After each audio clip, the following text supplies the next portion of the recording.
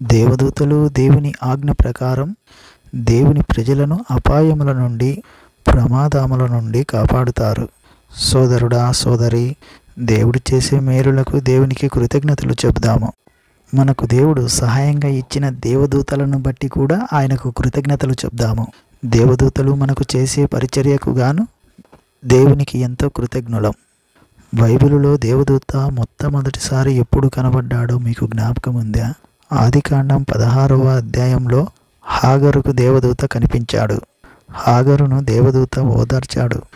కొలస్సీ పత్రిక 1వ అధ్యాయం 16వ వచనములో ఆకాశమందున్నవి, భూమి అందున్నవి, దృశ్యమైనవి, అదృశ్యమైనవి, అవి సింహాసనములైన, ప్రభుత్వములైన, ప్రధానులైన, అధికారములైన సర్వము ఆయన యందు సృజించబడినవి. సర్వము ఆయన ద్వారా, ఆయనను బట్టి సృజించబడినవి. ప్రభువైన యేసు తన ప్రభావమును కనపరిచే దూతలతో కూడా పరలోకము నుండి అగ్నిజ్వాలలో ప్రత్యక్షమవుతాడని 2 తెస్సలోనికి పత్రిక 1వ అధ్యాయం 8వ వచనంలో చెప్పబడింది. దేవదూతలు మనుషుల కంటే బలమైన వారు. పరలోకంలో అసంఖ్యాకులైన దేవదూతలున్నారు. పడిపోయిన దూతలు కూడా ఉన్నారు. వీరు లూసిఫర్తో పాటు గర్వించి పతనమైన దూతలు. యూదా పత్రిక 6వ వచనం ప్రకారం ఈ దూతలు తమ ప్రధానత్వమును నిలుపుకొనక తమ నివాస స్థలమును విడిచిన వారు మహాదినమున జరుగు తీర్పు వరకు కటిక చీకటిలో నిత్య పాశములతో బంధించబడి ఉన్నారు. వారిని దేవుడు ఈ విధంగా భద్రం చేసి ఉన్నాడు. పరలోకంలో దేవదూతలు దేవుణ్ణి మహిమపరుస్తారు. ఇహలోకంలో రక్షణ స్వాస్థ్యం పొందిన వారికి పరిచర్య చేస్తారు. దేవుడు చేసిన తీర్పును అమలు పరుస్తారు. విశ్వాసులను నడిపిస్తారు. ప్రభువు తిరిగి వచ్చేటప్పుడు దూతలందరూ ఆయనతో కూడా తిరిగి వస్తారు. అంతేకాదు, దేవుని ధర్మశాస్త్ర ప్రధాన సమయంలో దేవదూతల పాత్ర ఎంతో ఉంది.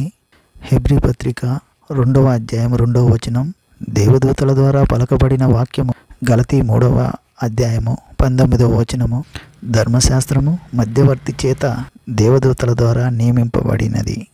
దేవదూతల నివాసం పరలోకం. అయితే సోదరి సోదరులారా, దేవదూతలను సృజించింది దేవుడే.